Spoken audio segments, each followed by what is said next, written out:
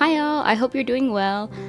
Just like everyone else, I've been playing Infinity Nikki for like about a week now, and I just wanted to share my thoughts about it and make a video about it because I found myself much more invested in the game than I initially expected. Just for a quick background, this game wasn't entirely off my radar in the sense that I knew it was coming out, and I definitely know the Nikki games as a whole, but I wasn't too interested in it, and I hadn't even seen much of the gameplay other than maybe like a few videos on Twitter or some screenshots of how Nikki looked like. I've only ever played Love Nikki, which I believe is the 2D version, but even though I really like dress-up games, it didn't click with me, probably because there wasn't much competitive aspect to it. So I actually only played it for like one day and then uninstalled it. So all this to say, I had no idea when Infinity Nikki was coming out or what it was going to be like at all. I wasn't even thinking about it really. So when the art started popping out around the start of December, it kind of brought the game back to my attention. And at that point, for some reason, I thought it was an MMO. And I have like the distinct memory of telling my friend that I'd seen the ads and I was thinking of trying it out because it seemed like a cool MMO.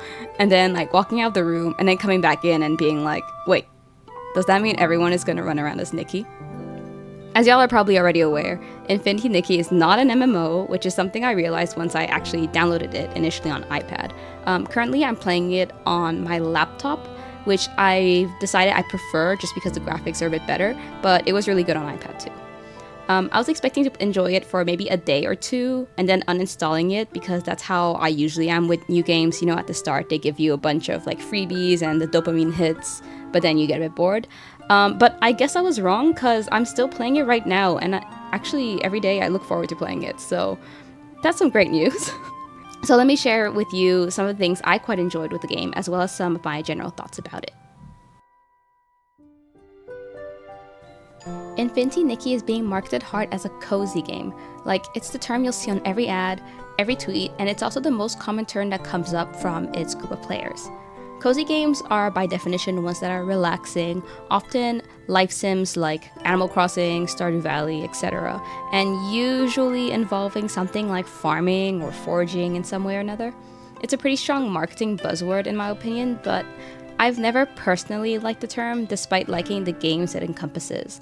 I feel like it has a bit of that connotation of passivity and that always positive kind of mindset I tend to not be very fond of. And of course, while Nikki is a quite upbeat, positive girly, I do feel like the term as a whole for a game is a bit reductive.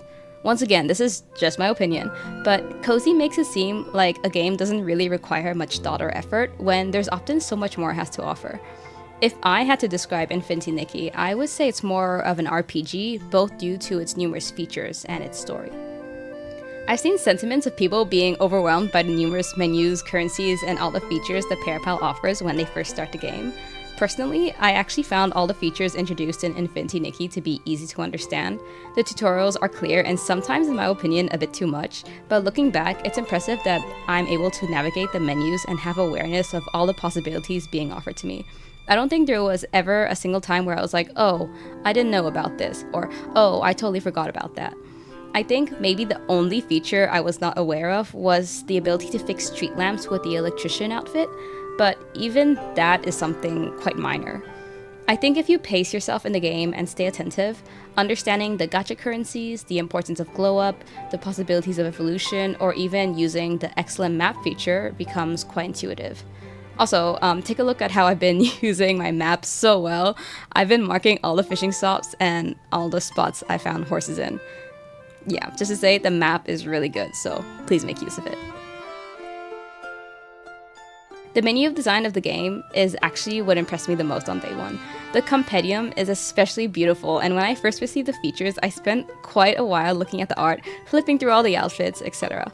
Of course, the graphics in the game are lovely, even on low detail like on my iPad, or on medium detail like on my laptop, but the compendium artworks are especially lovely to me. I love how they're just slightly animated and how they convey different emotions, different scenes, and different aesthetics too. It's perfect. I don't know what to say.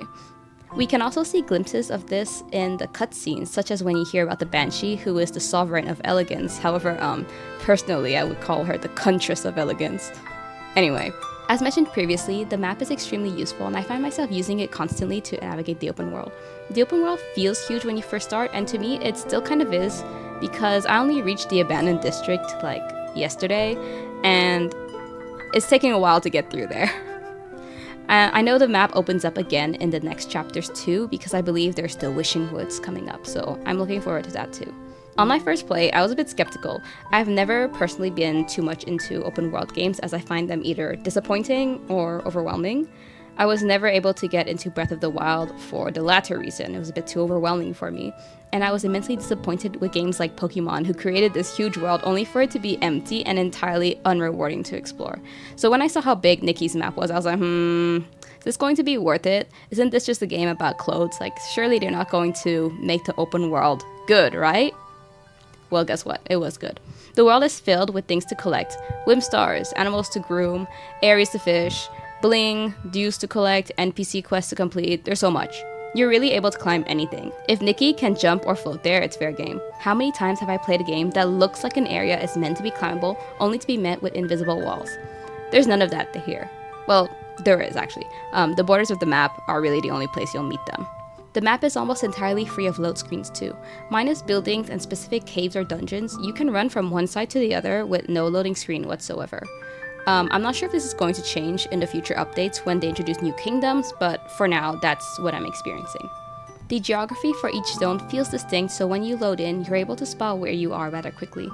Breezy Meadow is aptly named, and the way it transitions into Stoneville with the appearance of larger and larger stone trees makes sense, and so does Stoneville itself, being a gateway to the abandoned district and its gargantuan rock trees.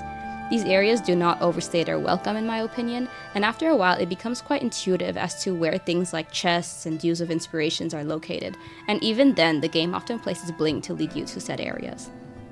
Each area has distinct locations in itself. From the top of my mind, I think of the Swan Gazebo, that is gorgeous, the Art Academy with the Sakura trees, the Bulkhead Habitat, which, by the way, looks much worse on iPad than on your computer, and especially my favorite, which was the castle that stands to the far east of Breezy Meadows, which is not only huge, but I think quite rewarding to explore. There was something so beautiful but haunting about it, and I love the dolls that you can see left behind, which I believe there was that one PC. She belonged to the queen who lived there, I believe. I'm not too caught up on the lore. I found that besides discovering pretty and unique locations like this, the things I liked finding the most while exploring were first of all caves, as they were a pleasant surprise the first time I found one, and all of them were quite interesting in terms of platforming and rewards. Secondly, and by far, I love finding those big pink chests. There are chests everywhere that give varied gems, but the large pink ones excite me the most because they offer new sketches you can craft. More clothing, which is, ultimately, the main point of Infinity Nikki. Yeah, so I don't think we can talk about Nikki without talking about the fashion. It is a fashion game after all.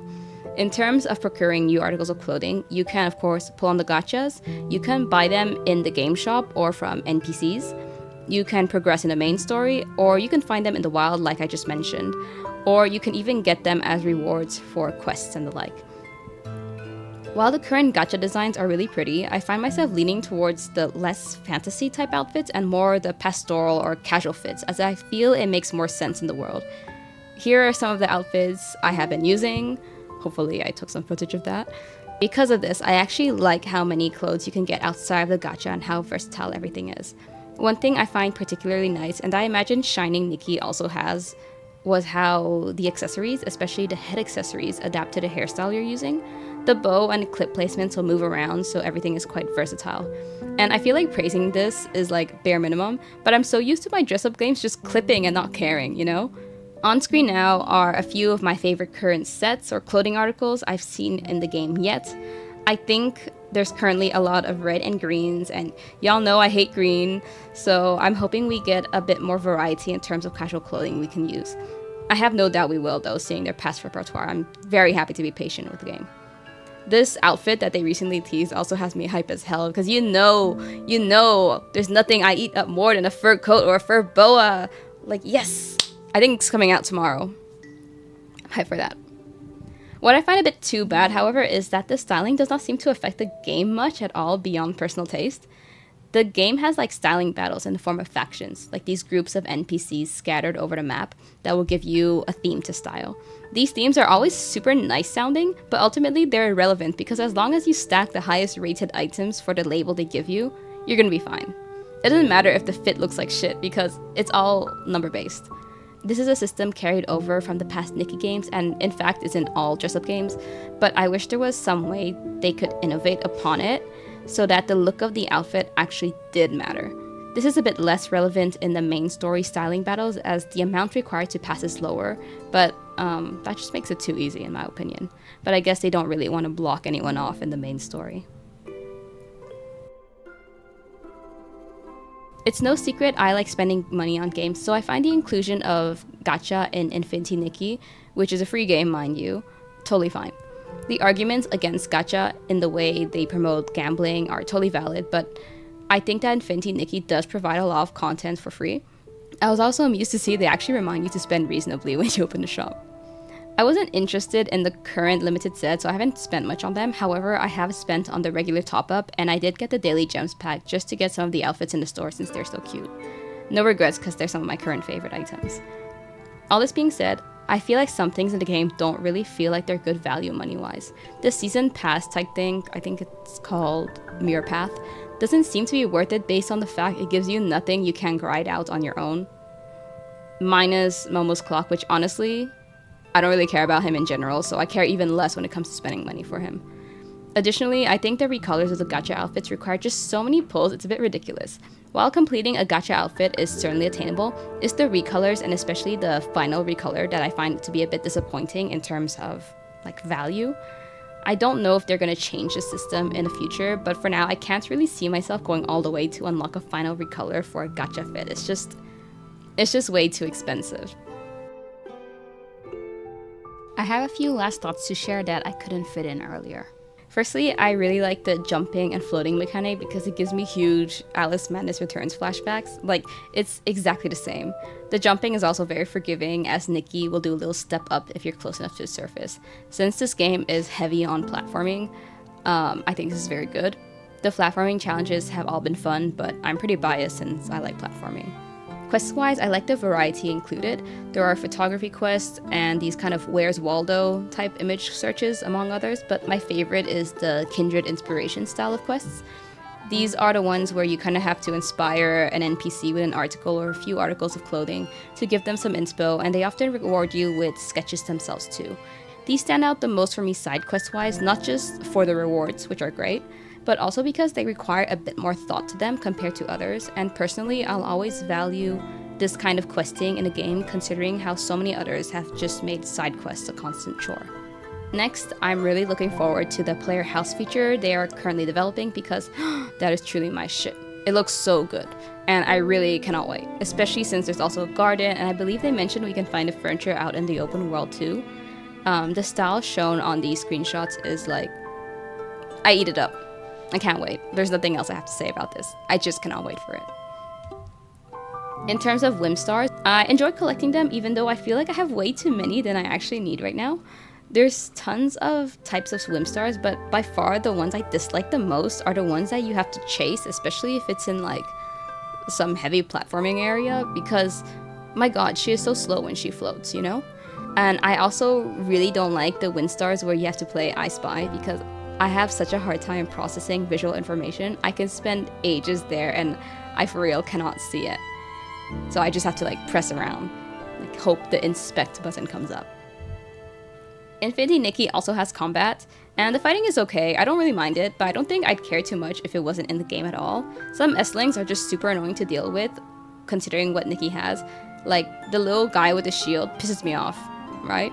And some of them just seem like a waste of time because they're so easy to remove. You know, like those, I don't know, those like pillar type ones that just sit there and shoot like balls at you. They're annoying. Regarding the main story, I'm not too heavy on the lore person, but I actually have been enjoying it. I'm only, I think, on chapter 5 now, as I've been kind of thorough with completing side quests and exploring, but I'm looking forward to seeing how things will develop. I feel like I'm enjoying these recent chapters more than the earlier ones, probably because we're finally out of tutorial territory, but also because I feel the topics touched upon are more thoughtful than expected coming from a dress-up game. I've heard Nikki lore actually goes hard, but again, I don't have much knowledge about it, so it was quite a surprise for me. A moment that stuck out to me was the situation the forgotten PCs found themselves in. Not only are they like discriminated against and they're pushed aside and almost hidden away on their own stone tree, right? But the corps don't distribute the cloth necessary for their survival to their district in priority, despite them being the ones most in need of it. Yeah, in general, I am appreciative of games that touch upon topics that are relevant in our society, so I hope they keep it up. I think the story is quite good right now. There are bits of lore tucked away everywhere on the map in the form of books and the like, but I haven't personally read up on many of them, but I think it would be fun to go back and look at them maybe once I've completed all the current game content. Last but not least, I quite like the creature designs. The animals all very obviously have a real-life counterpart, but with some quirks that make them interesting. I like the pink squirrels, obviously they're pink, and I really like the beret chickens because they're like weird looking, but especially I like that there's horses and ponies. Oh my god, they're so cute. I also find the PC's design super cute in general, and in terms of creature concepts, I think they're very fitting to the world and quite original. Kilo the dragon though, is fucking ugly and I hate him. If he wasn't in the game, I wouldn't mind. Alright, I think that's about all I have to share regarding my first thoughts playing Infinity Nikki. As someone who was not initially interested, I'm super pleased with how it turned out, especially with how well it runs on my iPad and my laptop. I wasn't expecting it. I like how they've been able to push this fashion game genre to the next level, and I'm looking forward to continuing to play more and seeing what else the devs have planned for the game. I think everyone is hoping for more multiplayer features especially. I would love to play in the world with my friends. My current goals in the game are to get those fluffy pink items in the coin gacha that I really want and I obviously have not gotten yet. And of course, I need to finish the main quest, and in general, I want to make sure I explore thoroughly and collect as much as I can. I can see they're already creating updates, which is great. I think it's coming out tomorrow, and I've got my eyes set on this gacha 4-star that I mentioned. I cannot wait to be a cunty pink fish, I'm also hoping Nikki gets a cunty equestrian fit so we can ride horses around. You know, like a horse ability? That would be so good. Please, whoever is making this game, please listen to me. Let me know what you think about the game and what stood out to you, or even what you liked or disliked about it, whatever you'd like really. Apologies for the potentially random footage as well as my general lack of articulation. I'm hoping it wasn't too bothersome. I'm also hoping to make more videos on varied topics now and then, but y'all know I'm inconsistent as hell. Regardless, let me know if there's anything you'd like to see, both regarding Infinity Nikki or other games I play, like Identity 5, or art-related things. Anyway, see you!